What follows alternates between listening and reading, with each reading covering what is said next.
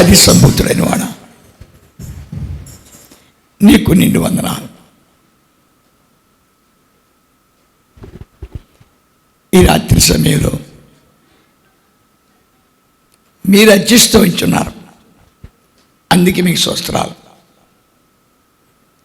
మోషే ఒక దినాన్ని నన్ను పిలిచినప్పుడు మోషే ఒకే మాట అడిగాడు, నీవుంటే అన్నీ అవుతాయి, నీవుంటే సమస్తం జరుగుతుంది, అందుకు నువ్వు నాతో ఉండాలి. అందుకు నా ఇంటి వాడు కొన్ని వేల మంది ఉన్నా ఒక్క రాయి కూడా కరగదు.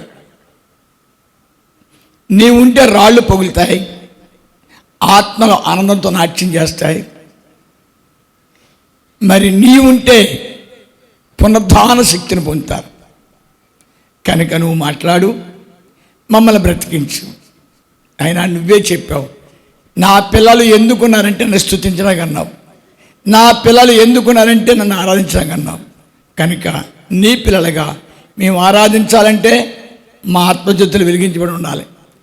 మేము నిన్ను ఆరాధించాలంటే మేము ఖచ్చితంగా పరిశుద్ధులై ఉండాలి. మా దేవుడు గొప్ప దేవుడు, నా తండ్రి నిత్యుడు అని మాకు తెలిసి ఉండాలి. కనుక ఈ రాత్రి సమయంలో మేమందరం గొప్ప సంతోషంతో నిన్ను స్తుతి ఆరాధన చేసే అదృష్టాన్ని మాకు అందరికీ దయచేయండి. మరి ముఖ్యంగా స్పెషల్, అవును, చాలా తిన్నారు పలావ్ తిని కూడా కొంతమంది ఈ మధ్యన మా మనవడు అదే చేస్తున్నాడు. పలావ్ తిని కూడా మా ఇద్దరు పలావ్ తిడుతున్నాడు. ఆయన డబ్బులు 250 రూపాయలు కడుతున్నాడు. అంచేత పలావ్ తిని చాలామందికి ఎక్కిళ్ళు వస్తున్నాయి. ఆయన అంచేత ఈ రాత్రి ఏం పెట్టావు? ఆన్లైట్ పెట్టావు. ఆన్లైట్లో అందరూ పరిశుద్ధపరచబడి, పవిత్రపరచబడి, నీతిమంతులుగా మార్చబడి నీ యందు సమాధానంతో సాగిపోయే అదృష్టాన్ని బిడ్డలకు అందరికీ దయచేయమని నీ ప్రేమగల దీపాలు సరిపిస్తూ యేసు నామమున బతిమాలు వేడుచున్నాం తండ్రి, ఆమేన్. హల్లెలూయా, హల్లెలూయా, హల్లెలూయా. క్రీస్తునామమున మీకు అందరికీ శుభం కలుగును గాక. ఆయన కృపాసను బట్టి మీరు, మీ కుటుంబాలు, మీరు, మీ తరాలు ఎప్పుడు కూడా క్షేమ మహిమ ప్రభావాలతో నిండబడుతూ దినదినము ప్రవర్తమానం పొందురుగాక. ఆమేన్. జీవం గల తండ్రికి నిండు వందనాలండి. మీ అందరికీ కూడా నా ప్రియవందనాలు చేస్తున్నాను. దేవుడి స్తోత్రాలండి. నాకు భయంకరమైన భయం అండి. దేవుణ్ణి నమ్ముకోకముందు నాకు భయం ఉండేది కాదు. ఏమంటే దేవుణ్ణి నమ్ముకున్న తర్వాత ధైర్యంగా ఉంటారంటారు కదా, దేవుణ్ణి నమ్ముకున్న తర్వాత అన్ని దేవుడి మీద అప్పచెప్పేసుకుంటారు కదా, మరి ఫ్రీగా జీవించవచ్చు కదా. మరి అలా మీరు భయం అంటారంటే మాకు అలాతే మీరు తప్పు చెప్తున్నారు అనుకున్నామండి అని మీరు ప్రశ్నించవచ్చు. అవును, బైబిల్లో గొప్ప భక్తులు ఉన్నారు. ఆ గొప్ప భక్తులు ఒక భక్తుడు ఉన్నాడండి, దావీదు. ఆయన గురించి మీకు తెలియని వాళ్ళు ఎవరు లేరు. ఆయన మీరు చాలా ఇష్టపడతారు. ఆయన రాసిన కీర్తన గ్రంథాల అస్తమాన్ని మీరు పఠిస్తూ ఉంటారు. మనకి 128 అధ్యాయము, 112 అధ్యాయము, మరి 77 అధ్యాయము, ఇవన్నీ కూడా మీరు కంఠస్థంగా మరి ఆశీర్వాదం ఎలా వస్తుందో కూడా మీరు అస్తమానం అధ్యాయం చేస్తూ ఉంటారు. ఇప్పుడు మీ ఎదురుగుండా నేను ఉన్నాను. నన్ను మరి కొంతమంది అయితే చిన్నప్పటి నుంచి చూసిన వాళ్ళు ఉన్నారు, మీలో కాదు.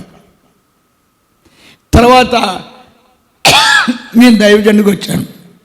దైవజనుడిగా వచ్చిన తర్వాత దైవజనుడిగా వచ్చిన కాడి నుంచి నన్ను కొంతమంది చూస్తున్నారు. అంచేత ఈ అన్నయ్య గారు ఇలా ఉంటారు, అన్నయ్య గారు అలాగా మాట్లాడతారు, అన్నయ్య గారు అలా జీవిస్తారు, అన్నయ్య గారు మా ప్రవర్తన అలా ఉంటుంది, అసలు ఏం ఉండేది కాదు, ఇలాగా ఏదో చెట్టు కింద పెట్టారు కంపెనీ, అయితే దేవుడు ఆశ్రయించాడు, ఇలా ఈ రోజుని ఈ విధంగా డెవలప్ అయింది. అందుకు మీరు భక్తులు అనవచ్చు, లేకపోతే దేవుడు ఆశీర్వాదం అనవచ్చు, ఏదో అనుకుంటూ ఉంటారు. మొత్తానికి అక్కడ సమ్ కార్యం జరిగింది. అలాగే మనం దావీదు గారిని తీసుకుంటే అతను ఒక గొర్రెల కాపరి. అతను గొర్రెల కాపరిగా ఎందుకు అయ్యాడు అంటే అతను పుట్టివాడు, అన్నదమ్ములందరూ కూడా సైన్యంలో పనిచేస్తున్నారు. ఈ దావీదు పుట్టివాడు అవ్వటం వల్ల మరి తల్లిదండ్రులు ఇద్దరు మరి 7 పిల్లలు పెద్ద బారుగా పుట్టి, మన పెద్దోళ్ళు చెప్తూ ఉంటారు, మరి కుక్కమూతి పిందె పుట్టింది అంటారండి. అలాగే కుక్కమూతి పిందెలాగా ఈ దావీదు పుట్టడం జరిగింది. జరిగిన తర్వాత నాట 5, 14 సంవత్సరాలు 15 సంవత్సరాలు ఎదిగాడు. ఈ తండ్రి గారు వృత్తి సాధారణంగా ఎంత గొప్పోళ్ళైనా వృత్తి ప్రాధాన్యం అండి. మీలో చాలామంది వృత్తికి గౌరవించరు. ఏదో పని చేయాలి అనే యాంగ్జైటీ కొంతమందిలో ఉండదండి. ఎంతసేపు బాగా ముడిసిపెట్టుకుందామా, బాగా అంతే. సోమరికి ఏమి ఎదురవుద్దంటే అండి, దరిద్రం ఎదురవుద్దట. సోమర్ని ఏం ప్రేమిస్తుంటండి, దరిద్రం ప్రేమిస్తాడు. అంచేత చాలామంది సోమర్తనంగా ఉండడానికి ఇష్టపడతారు. అయితే యెషయా గారు దానికి ఒప్పుకోలేదు. సరే, తన కొడుకుని 7 కొడుకులు అలా ఉన్నారు. ఈ దావీదు గారిని గొల్లిగడ పెట్టాడు. గొల్లిగడ పెట్టిన తర్వాత మరి కంప్లైంట్లు వెళ్ళాలి తండ్రి గారికి. ఎరా 3 గొర్రెలు కనబడలేదు ఏమైనా అడగాలి తండ్రి గారు. దావీదు గారు చెప్పాలి, 3 గొర్రెలు పెద్ద పులి తినేసింది అన్న. రే అయ్యేంటి అలా బక్క ఉన్నాయండి రా గొర్రెల, పచ్చగట్టి లేదండి నాన్నగారు. ఒరే చచ్చిపోయేలాగా ఉన్నాయండి దరిద్రుడా, ఆ గొర్రెలు ఎక్కడ మేపుతున్నావురా, నీళ్లు కూడా లేవు నాన్నగారా. ఇలాగ దావీదు సమాధానం చెప్పాలి. దావీదు తండ్రికి చూసుకున్నాడు. తండ్రి గొర్రెలు బాగున్నాయి, 60 గొర్రెలల్లా 90 అయినాయి, 90 గొర్రెలల్లా 150 గొర్రెలు అయినాయి, గొర్రెలు పెరుగుతున్నాయి. పైకి బెంకంగా ఉన్నాడు తండ్రి గారు. ఎలా ఎర్రా అని. సరే, సంతోషంగా ఉంది కార్యక్రమం. తర్వాత మళ్ళీ యొక్క గొర్రెలకి తన గొర్రెలు పోవట్లేదు, పెరుగుతున్నాయి. తండ్రి గారు అనుకున్నాడు, 7 గొర్రెలు బాగా అనిపించాడు అని. ఆ నాన్న మాట చెప్పాడు, రే వాళ్ళు ఇద్దరు చాలా కష్టపడిపోతున్నారు, పట్టుకెళ్ళి అడిచ్చేరా అని. ఏదో మొత్తానికి వాళ్ళకి ఇచ్చాడు. కానీ దావీదుకి ఏ రోజున కూడా తండ్రి గారు, ఇదిగో చక్కగా గుళ్ళు మేపుతున్నావు, ఇగో ఈ రవ్వలడ్డలు తినరా అని, లేకపోతే తండ్రి గారు దగ్గరే కదా పట్టుకుని ఎప్పుడూ రాలేదు. కానీ దావీదుకి ఒక్కొక్కళ్ళు ఉంటారు, కారంజన్మలు అంటారు కదండి, ఒక్కొక్కరికి పిచ్చ. ఇప్పుడు మా దగ్గర ఆ చిన్న పొడద ఉందండి, దాన్ని చూస్తుంటే నాకు అదే ఆశ్చర్యం వెళ్తాయి. దానికి పొద్దుత్మాని ఏదో గాథలం. ఇక నన్ను తీసుకుంటే ఇక చుట్టాలు లేరు, బంధువులు లేరు, స్నేహితులు లేరు, భార్య లేదు, కొడుకు లేడు, ఎవరు లేరు, ఒకటే గోల. ఆ ప్రార్థన వచ్చిన వాళ్ళతో మాట్లాడతాం, ఏదో కొంత కానుక తీసుకుంటాం, ఏదో ప్రార్థన చేయటం. ఇలాగే 1 సంవత్సరం కదండి, 2 సంవత్సరాలు కాదు, 3 సంవత్సరాలు కాదు, ఇలా సంవత్సరాలన్నీ గడిచిపోతున్నాయి. ఇప్పుడు దావీదు ఒక చక్కటి మార్గాన్ని నడుస్తున్నాడు. అతన్ని ఎవరు నడిపించట్లేదు, అతను నడుస్తున్నాడు. అతను ఏం చేశాడంటే దేవుని స్తుతించడం మొదలుపెట్టాడు. ఏం పెట్టాడండి? అరణ్యములో దేవుని స్తుతించడానికి ఎక్కడికి వెళ్ళాలి? మందిరుడికి వెళ్ళాలా?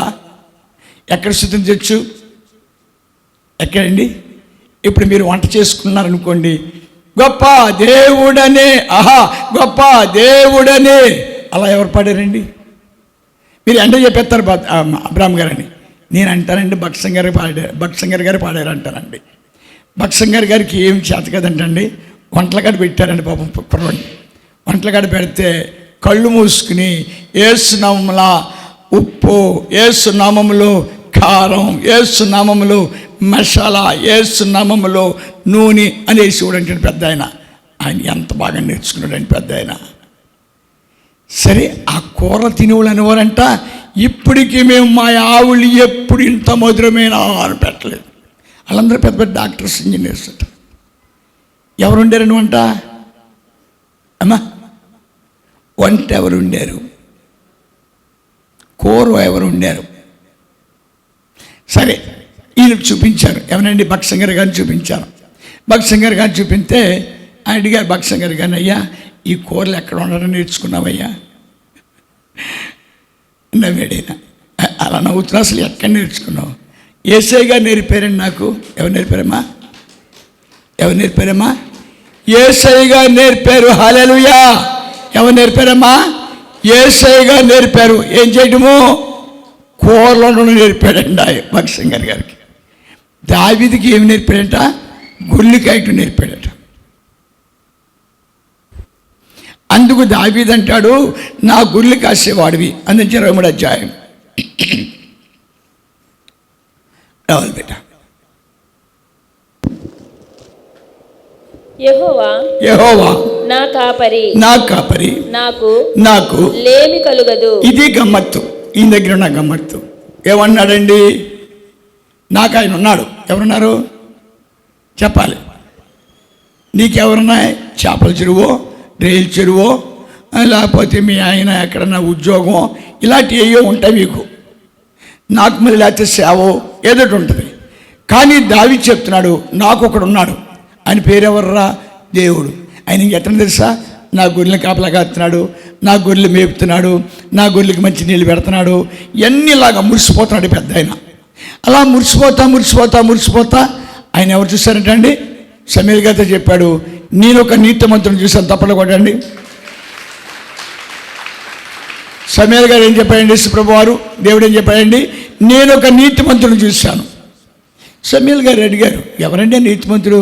అంత గొప్ప రీతి మీకు కావాలి, నాకు అసలు చూపు తక్కువ ఉంది. అసలు ఎవరండి అంటే, యెష్షయి కుమారుడు ఒకడున్నాడు, వాడు చాలా నీతిమంతుడు అన్నాడు. సరే, మీకు అందరికీ తెలుసు, యెష్షయి గారి ఇంటికి వెళ్ళాడు ఈయన. సరే, కొడుకులు అందరూ చూపించాడు, ఎవడో కాదు. లాస్ట్కి దావీదుకి చూపించారు. దావీదుకి గోసు ఉందండి, దావీదుకేమో తల్లోనే పిల్లంగూర ఉందండి, చేతిలోనేమో తబలా ఉందండి. దూరంగా సమూయేలు చూశాడంట, ఎవర్రా? దేవుడికి క్రాక్ వచ్చింది. ఎవరి క్రాక్ వచ్చింది అనుకున్నాంట? ఎవరి క్రాక్ వచ్చిందంట? మీరు చెప్పుకుంటూ ఉంటారు. దేవుడికి క్రాక్ వచ్చిందేమో, ఈడు రాజేంటి? అసలు దేవుడికి బుద్ధి ఉందా? ఈడు రాజేంటి అనుకున్నాడంట. వచ్చాడు, ఇష్టం లేకుండా అభిషేకం చేశాడు. చెవిలో చెప్పాడు, అయ్యా నువ్వు రాజు అవుతావని. రాజుని ఎవరు చేశారు చెప్పాలా? ఎవరు చేశారమ్మా? ఎవరు చేశారు? దావీదుని రాజు చేసిన ఎవరో? దావీదుని గొప్పని చేసిన ఎవరో? దావీదుని అంతగా శక్తివంతుడిగా చేసిన ఎవరో? జీవము గల దేవుడు. అంచేత దావీదు చాలా గొప్పడయ్యాడండి. నేను అప్పుడప్పుడు బాధపడతాను, చాలా బాధపడతానంటే ప్రతిరోజు కూడా నాకు బాధ అనిపిస్తుంది. ఎలా బాధ అనిపిస్తుంది అని చూసినప్పుడు, దావీదు చాలా పెద్దవాడయ్యాడు. మరి దావీదు చాలా భక్తులని పేరుగాంచాడు. దావీదు ముందర ఏ రాజులు, ఏ చక్రవర్తులు నిలబడలేకపోతున్నారు. దావీదుకి చాలా గొప్ప శక్తివంతులైన భక్తులున్నారు. దావీదు పేరు వాడవాడలా మోగిపోతుంది. ఎంతవరకు మోగుతుందంటే, దేవుడు ఒక మాట చెప్పాడు, లోకమంతా చీకటి కమ్ముతుండగా లెమ్ము తేజరిల్లిము నీకు వెలుగొచ్చిందని అన్నది. నీ పేచేత దరదలాడిపోతారు, ప్రపంచం అంతా నీ సుంకం కడతారు, ప్రపంచం అంతా నీ ముందు గడగడలాడతారు అని దేవుడు చెప్పాడు. దేవుడు చెప్పలేదు, మనకు అలా తెలుస్తుంది. దావీదు అలా ఉన్నాడు. దేవుడు చెప్పాడని కొంతమంది అనొచ్చు, దేవుడు మాటలు తప్పుడు మాటలని చెప్పాను అనుకోవచ్చు. రకరకాలుగా ఆయన మనకి ఆళ్ళ మాట్లాడుకుంటారు, కానీ మనకు తెలియదు కదా మాట. ఆ విధంగా అనుకుండా ఉండొచ్చు. అయితే ఆశ్చర్యకరంగా దావీదు పాపలో పడిపోయాడు. పాపలో పడుతున్నాడు, పట్టలేదని కూడా దావీదు తెల్లేదు. మీలో చాలామంది జరిగేది అదే అన్యాయం. మీలో చాలామందికి జరిగేది అదే మోసం. ఆ మోసంలోనే మీరు దావీదుగా నిత్యముగా దగపడిపోయాడు. దావీదుగా నిత్యముగా దగాలో పడ్డాడని మనకు ఎలా తెలుస్తుందంటే, అతని భార్యలు ఏమో దేవుడు చంపాడు, ఏం చంపాడో మనకు తెలియదు, కానీ అతని భార్యలు నలుగురు చచ్చిపోయారు, రేప్ చేసి చచ్చిపోయారు. వీరుడైన మొగుడు ఉండగా భార్యను రేపు చేసి చంపేశాడు కొడుకు. గొప్ప గనుడైన తండ్రి ఉండగా ఆడి బిడ్డలందరూ చంపేశాడు అబ్షాలోం. సరే ఒక్కడే మిగిలాడు, అబ్షాలోం ఒక్కడే మిగిలాడు. అబ్షాలోం ఒక్కడే మిగలగా అబ్షాలోమే ప్రేమ పెంచుకున్నాడు. ఇంకెందుకు, ఆడితే కదా రాజ్యం, ఆడే పరిపాలించుకుంటాడు. అయిపోయి పోనే, ఏదో పిచ్చి పని చేశాడు, అది నాకు కర్మ, నేను ఏదో చేశాను తప్పు కాబట్టి కర్మలా నాకు మూడింది, అందుకు ఇలాగైపోయానని ఒక మనస్సును స్థిరపరచుకున్నాడు.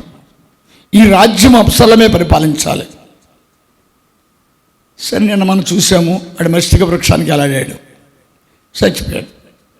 చచ్చిపోయిన తర్వాత దావీదు గారు ఏం చేస్తాడో చూద్దామండి. 19వ అధ్యాయం, 2 సమూయేలు 19వ అధ్యాయం. ఏం చేస్తున్నాడో చూద్దాం. ఈ పెద్ద ఆయన రాజు తన కుమారుని గూర్చి దుఃఖించుచు ఏడ్చుచున్నాడన్న సంగతి ఆ దినమున జనులందరూ విని యుద్ధమందు సిగ్గుతో పారిపోయిన జనుల వలె వారు నాడు ఏం చేస్తున్నాడు దావీదు? ఒక పెద్ద పరుపేసుకున్నాడు, 2-3 తలకళ్ళు వేసుకున్నాడు. మనం అప్పుడప్పుడు పలకరింపుకి వెళ్తాం కదా, నువ్వు చూస్తాం కదా, మీరు చూడరా పలకరింపుకి వెళ్ళినప్పుడు పెద్దోళ్ళ ఇంటికి పలకరింపుకి వెళ్ళాం అనుకోండి, పెద్ద పరిపేసి ఉంటుందండి. ఆ పరుపు మీదేమో 2 తలకళ్ళు వేసి ఉంటాయండి. చక్క పైనేమో ఏసీ పని చేస్తూ ఉంటుందండి. వాళ్ళేమో బాధపడుతూ ఉంటారు, మనం ఓదార్తూ ఉంటాం, చేసుకుని ఓదార్తూ ఉంటాం, బాబా ఏడొక బాబా చిన్నవాడిని చాలా మంచివాడు రాని. ఇప్పుడు దావీదు యొక్క పరిస్థితి అలాగే ఉందండి. దావీదు విజయాన్ని సంపాదించాడు. దావీదు నాకు విజయం వచ్చిందని చెప్పకుండా కొడుకో అని ఈడుతున్నాడు. అప్పుడు సైనికాధికారి అంటాడు, నీకు అసలు బుద్ధి ఉందా? నువ్వు అన్నం తిన్నావా? నీ కొడుకు న్యాయం చెప్పిన వాడు ఎవడు? నీ కొడుకుని చంపేసిన వాడు ఎవడు? ఎవడు చంపేశాడు నీ కొడుకుని? నేను చంపావా? లేదా నువ్వు చంపావా? దేవుడు చంపాడు. దేవుడు నీకు తెలియదా న్యాయ నిర్ణేత అని? దేవుడు చంపిస్తాడు. అయిపోయాడు. దావీదు ఒంటరిగా, భార్యలు లేరు, బిడ్డలు లేరు. మనం అప్పుడు సరుకు చెట్లను చూస్తాం, రొప్పలన్నీ నరికేస్తారు. 3 వారి పని జీవితం, దుఃఖం. అలా చూస్తుంటే అబ్షాలోం కనబడుతున్నాడు, ఇలా చూస్తుంటే ఇంకో కొడుకు కనబడుతున్నాడు, అటు ముద్దురు కూతులు కనబడుతున్నారు, పట్టప్రాణులు కనబడుతున్నారు. అలాగా కల్లో విపరీతమైన దుఃఖాన్ని అనిపిస్తున్నాడు.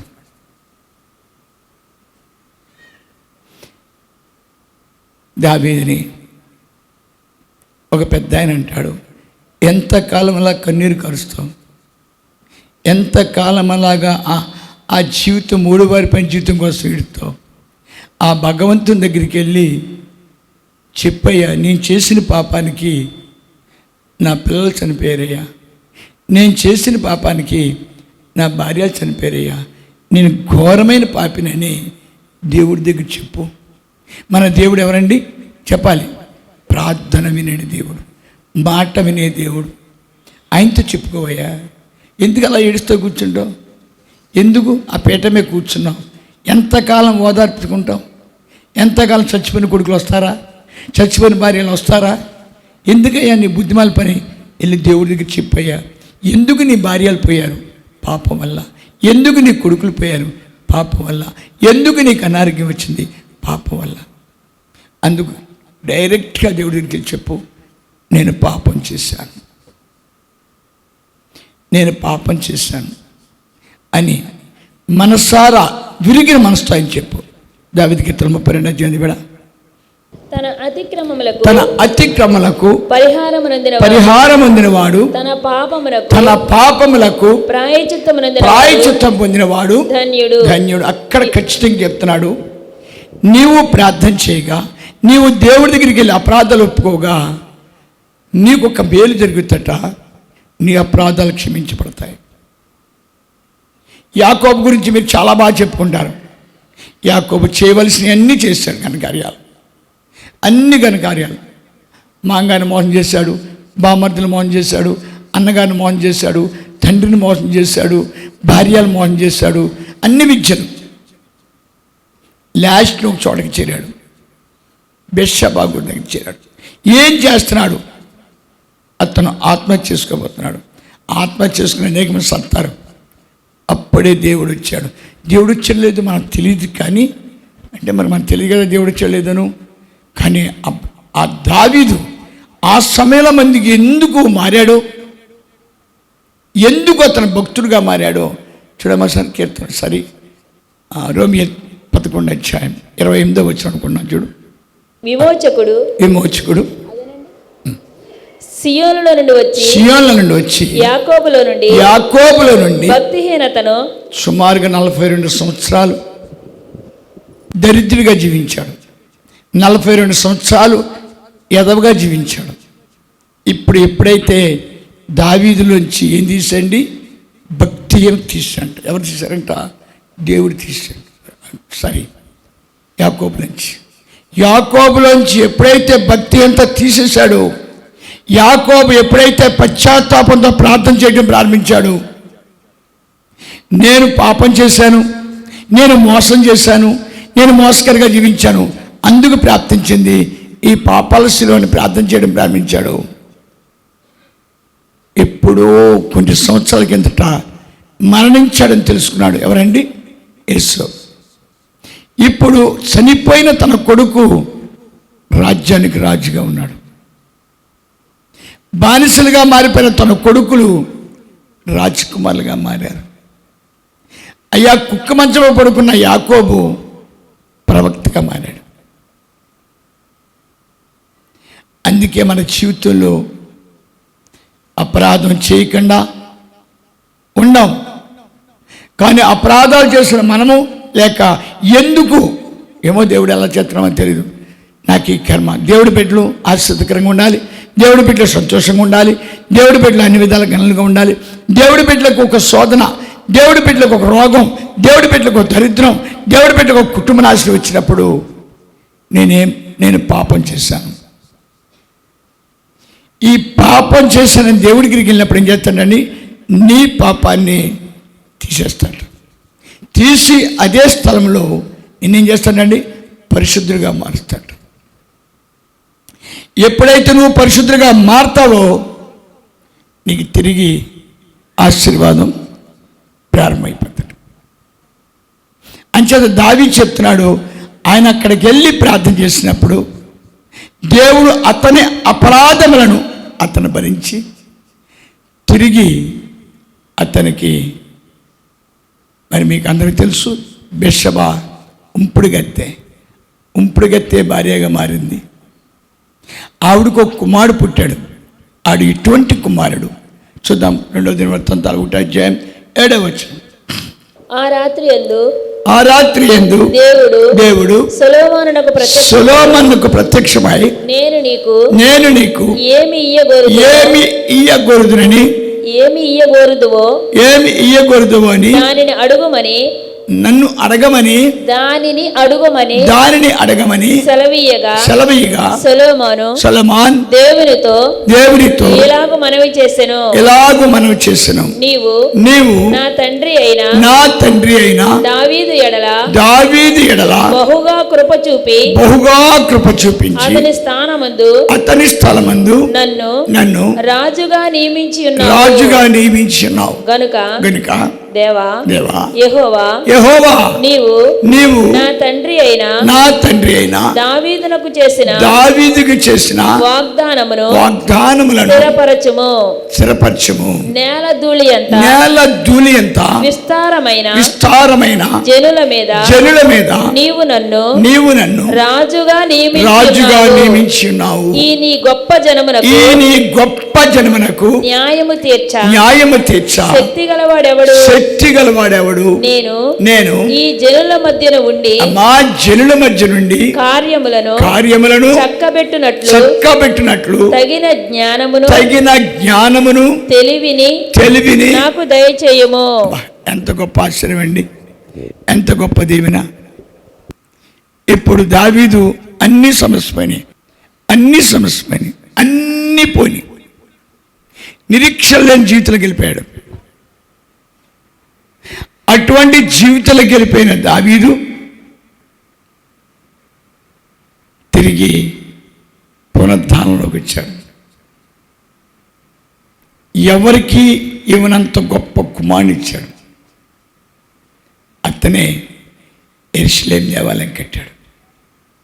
యెరూషలేము దేవాలయం కడుతున్న ముందర సొలొమోను రాజు అంటాడు, నా తండ్రికి ఇచ్చిన జ్ఞానం కన్నా మించిన జ్ఞానం కావాలి. నాకు కావలసిన జ్ఞానం, నీ పనులు చేయాలంటే,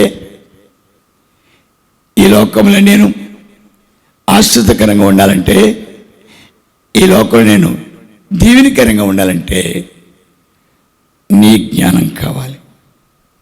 మీలో ఎవరన్నా అడుగుతున్నారా? మీరు అందరూ నిద్రపోతున్నట్టున్నారు. అందరినీ పాతవాళ్ళు మరీ దారుణంగా నిద్రపోతున్నారు.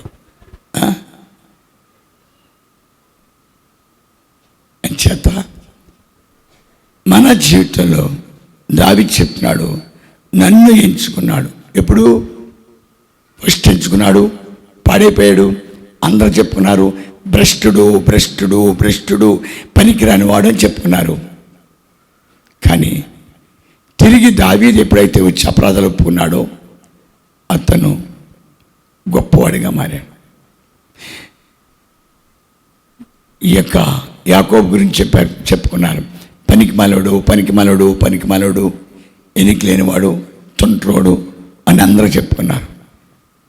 అదే యాకోబు కుక్కి మంచంలో పడుకుని ప్రార్థిస్తుండగా అతని కొడుకులు రాజులయ్యారు, అతను ప్రవక్త అయ్యాడు. ఐగుప్తు రాజు అంటాడు, నీ తండ్రిని నన్ను దీవించమని చెప్పు, నీ తండ్రిని నన్ను ఆస్వాదించమని చెప్పు. యాకోబు చనిపోయినప్పుడు యాకోబు కొడుకులు 40 రోజులు ఊరేగిన పెట్టుకున్నారు. కానీ రాజు చెప్పాడు, మీరు 70 రోజులు ఎక్స్ట్రా పెట్టండి. 40 ప్లస్ 70 110 సంవత్సరాలు యాకోబు శవాన్ని ఊరేగించారు. ఒకప్పుడు యాకోబు మోసగాడు, ఒకప్పుడు యాకోబు దగా కోరి, ఎప్పుడు ఇతను గొప్పవాడేంటంటే దేవుడి దగ్గర చేరి అపరాధాలు ఒప్పుకున్నప్పుడు దేవుడు అతను ఎంచుకుని కనపరిచాడు. అంచేత శక్తి, బలము, జ్ఞానము, ఆశీర్వాదము నీవు నమ్ముకున్న దేవుడి దగ్గర ఉంది. నీమే నువ్వు నమ్మకం పెట్టుకున్నావా, పడైపోతావు. నీవు చాలా నమ్మకంగా జీవిస్తున్నావా, పడైపోతావు. ఈ లోకయాత్రలో అంచతే ఆదికాండం 1:28 నాడు, నన్ను వెంబడించండి, మీరు ఆశ్రయించబడతారు. అందుకు మీ దేవుడి మీద ఎవరైతే నమ్మకం పెట్టుకున్నారో, మీ దేవుడి మీద ఎవరైతే భారాన్ని వదులుకున్నారో, మీ దేవుని యందు పాదాల దగ్గర ఎవరైతే దీనులుగా మారిపోయారో వారందరూ 100 1000 లక్షలంతలుగా కోట్లంతగా దీవించబడుతూ గణపరచబడుతూ ఆశ్రయించబడుతురు గాక. ఆమేన్. ప్రార్థన చేసుకుందామండి. కనికరంగల మహారాజా, నీకు నిండి వందనాలు. ఈ పవిత్ర సమయంలో మమ్మల్ని అందరినీ కూడా మిమ్మల్ని ఒక్కోరు కోరుతున్నాం. మేమందరం కూడా ఒకే ఒక కోరిక, నిన్ను నమ్మగల శక్తి, నీమే ఆనుకునే శక్తి, ఆనుకుని అరణ్యాత్ర చేసే శక్తి, ఆ బలమైన శక్తి మాకు అందరికీ ఈ రాత్రి ఇచ్చి ఆశ్రయించమని నీ ప్రేమగల దీవపాలు సమర్పిస్తూ యేసు నామమున బతిమాలు వేడుచున్నాం తండ్రి. ఆమేన్.